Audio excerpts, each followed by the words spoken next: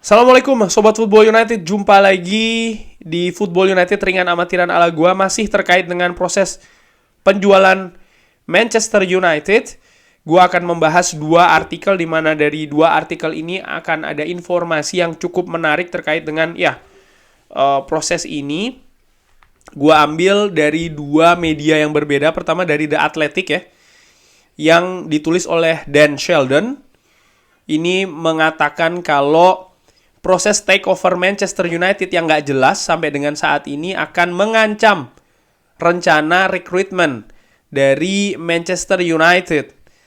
Langsung saja gue artikan ya secara ringan amatiran. Manchester United sedang berjalan dalam menuju musim panas yang krusial. Ketidakpastian atas potensi pengambilan yang berlarut-larut ya, terlalu lama dengan keluarga Glazer ini tetap diam sejak memulai peninjauan mencari alternatif strategik dari bulan November tahun lalu. Dan menjelang musim panas ini ada resiko bahwa ketidakpastian ini akan merembes atau menjalar ke hal-hal penting lainnya di klub. Sementara Erik ten Hag tetap diplomatis ketika ditanya tentang apakah dia menginginkan kejelasan tentang situasi kepemilikan ini supaya lebih cepat. Dan tidak bisa dialihkan juga kalau kepastian ini sebenarnya juga membuat frustrasi Erik ten Hag karena dia juga harus mempersiapkan kan rencana untuk musim depan. Erik ten Hag mengatakan kalau telah melakukan percakapan secara rutin dengan Richard Arnold dan juga John Murtough, tetapi percakapan ini tentu saja masih dalam ruang lingkup yang sederhana karena masih tetap akan menanti siapa yang akan memiliki klub dan juga investasi apa yang akan dilakukan. Dan ini masih belum pasti. Tentu saja ada juga elemen-elemen lain ya, seperti kayak bisnis dan lain-lain yang tentu saja ini masih belum jelas juga. Saat ini yang berlaku di Manchester United adalah lanjutkan kegiatan seperti biasanya sampai dengan diberitahu sebaliknya.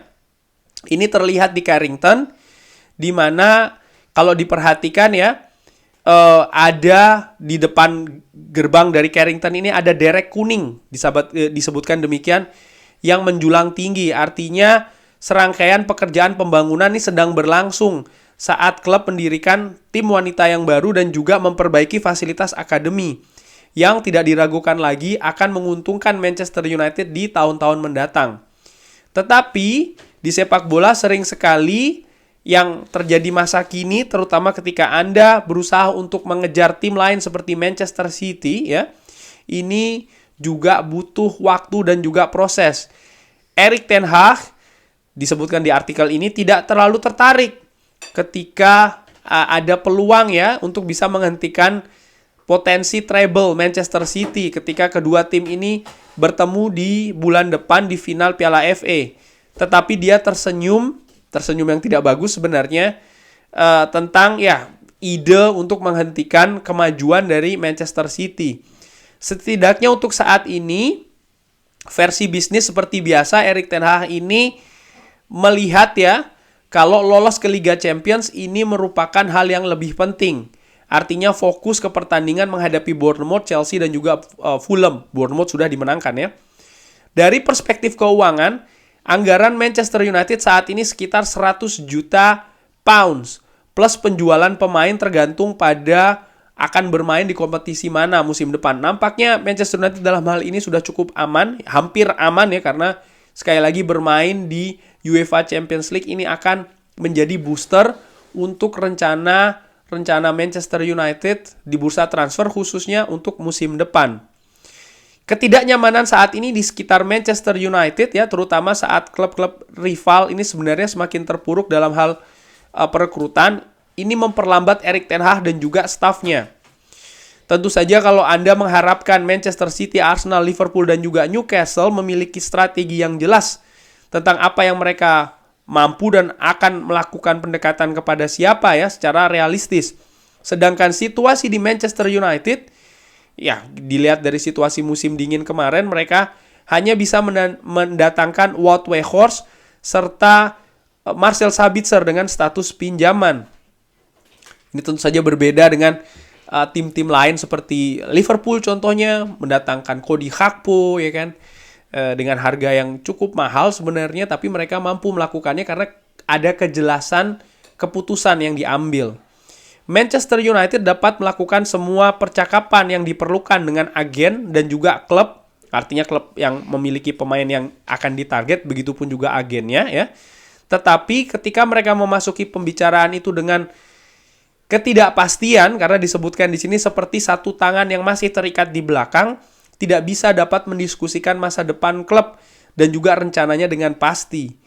Erik ten Hag ketika ditanya apakah dia khawatir kehilangan pemain karena Glazer nampaknya belum memutuskan apakah akan dijual ke Sir Jim Ratcliffe ataupun ke Qatar. Kami melakukan pekerjaan yang kami lakukan saat ini, kami bekerja keras.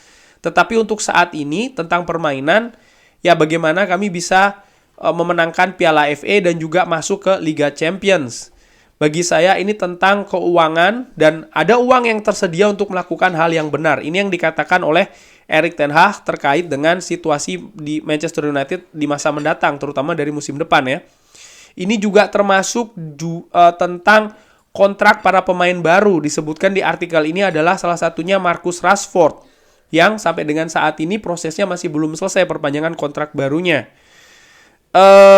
Lalu juga investasi baru ini diperlukan karena Manchester United berusaha untuk mendatangkan striker yang lebih tajam lagi. Kembali lagi tentang Marcus Rashford ya. Kontrak Rashford saat ini tidak penting bagi saya ataupun untuk Marcus Rashford. Ini kata Erik ten Hag. Baginya ini adalah bagaimana bisa lebih banyak mendapatkan gol musim ini dan dia memainkan musim yang luar biasa. Begitu juga tim yang memainkan musim yang luar biasa. Kami harus masuk ke Liga Champions dan fokus pada hal tersebut. Bahkan jika ada harapan bahwa Rashford dan Manchester United mencapai kesepakatan, tetapi ada resiko bagi salah satu talenta terbesar Inggris untuk keluar dari kontrak hanya dalam 1 tahun dengan ruang geraknya yang semakin tipis.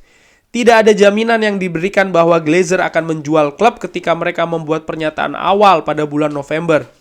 Tetapi 6 bulan telah berlalu dan telah menciptakan kekosongan ataupun ketidakpastian yang akan terus membayangi keputusan yang perlu dibuat oleh staf senior dan juga Erik ten Hag. Langsung saja gua bahas juga artikel dari ESPN.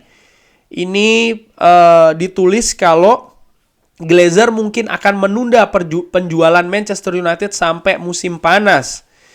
Pemilik Manchester United, keluarga Glazer, sekarang sedang mempertimbangkan untuk menunda keputusan tentang menjual klub ya sampai akhir musim. Sumber mengatakan ke ESPN.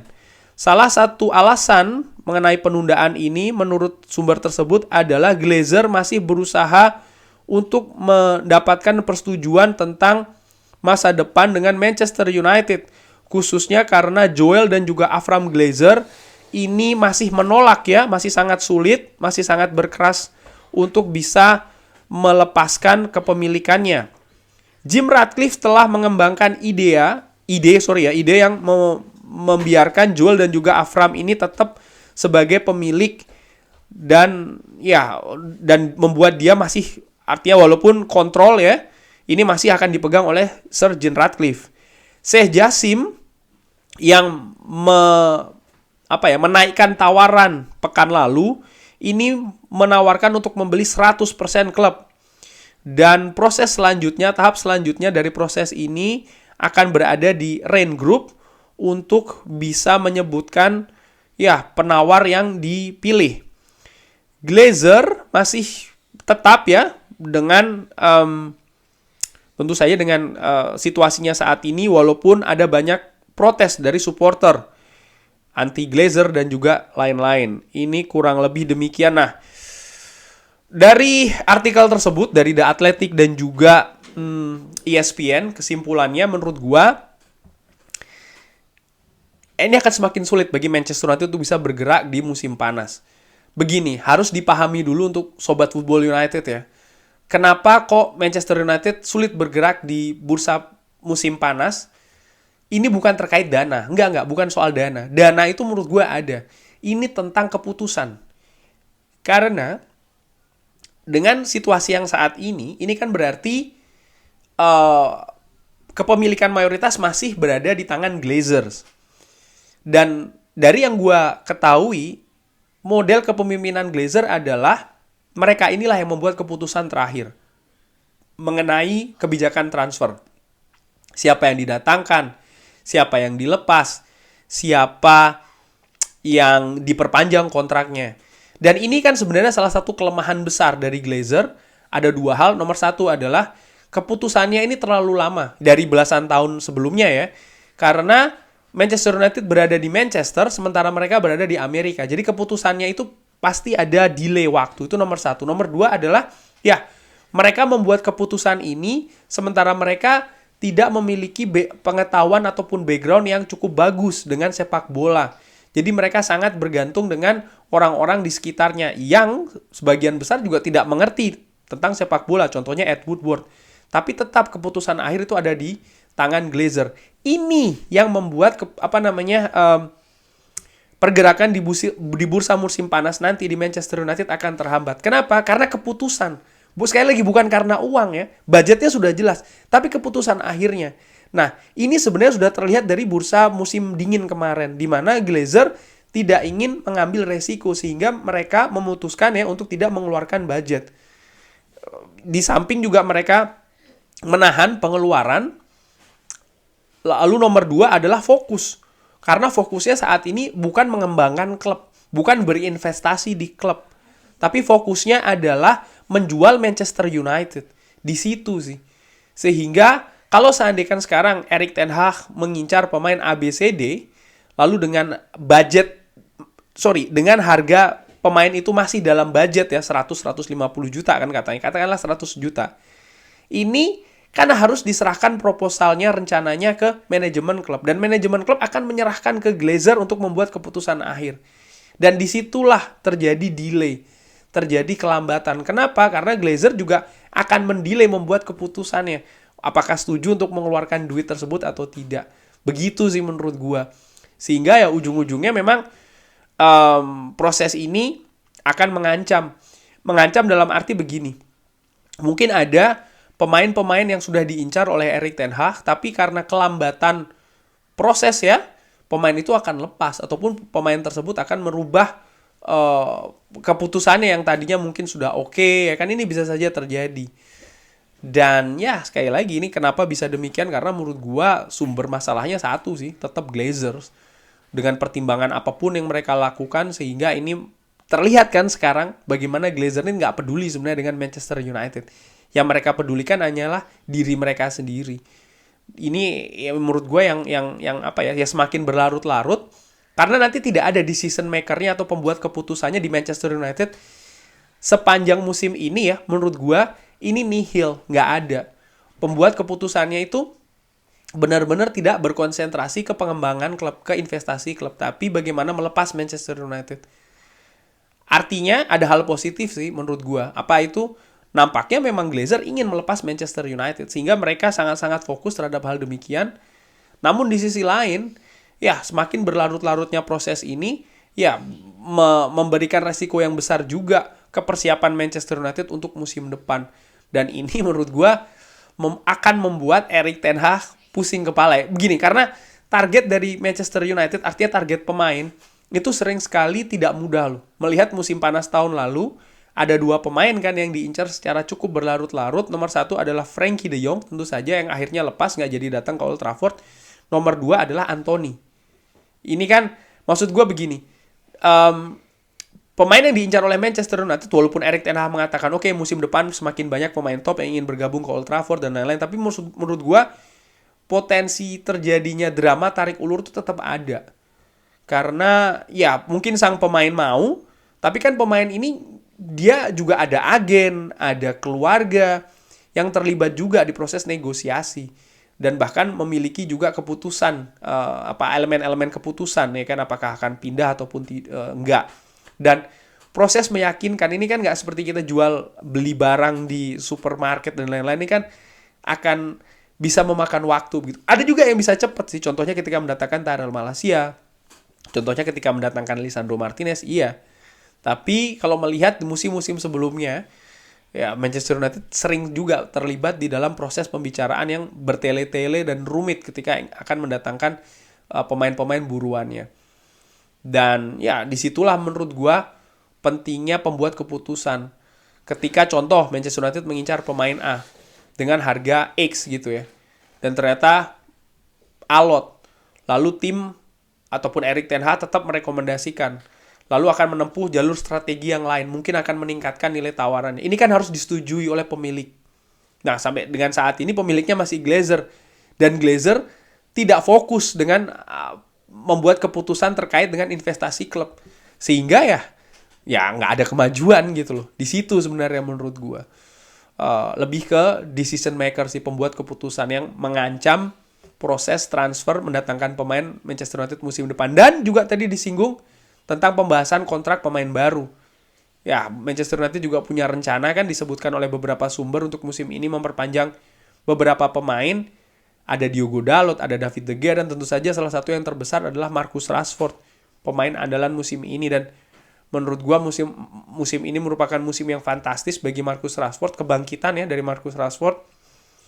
Ya, akan sangat disayangkan kalau Marcus Rashford ini bukan lepas sih, tapi tidak menghabiskan musim yang panjang di Old Trafford. Gua sih ingin supaya dia bisa bermain di Manchester United. Ya, dan menyambung hal yang tadi, sorry kameranya tadi ada masalah ya. Intinya gua sih berharap Marcus Rashford ini akan stay lebih lama di Manchester United. Dia pemain asli dari Manchester, dari Akademi Manchester United. Jadi secara teknis maupun juga non teknis backgroundnya ini unik intinya di situ. Dan proses-proses itu tadi memperpanjang kontrak, melepas pemain, mendatangkan pemain, ini erat kaitannya dengan proses penjualan Manchester United yang seperti gue singgung tadi. Masalah utama di lambatnya, artinya kenapa proses mendatangkan pemain ataupun juga memperpanjang kontrak ini ada di decision maker, pembuat keputusannya yang saat ini masih dipegang oleh Glazer. Dan fokus mereka saat ini bukan untuk berinvestasi, bukan untuk mengembangkan lagi prestasi di klub, tapi bagaimana bisa melepas klub ya dengan situasi yang menurut mereka paling menguntungkan ya. Dan ya inilah dia Glazer. Bagaimana menurut Sobat Football United? Ada komentar?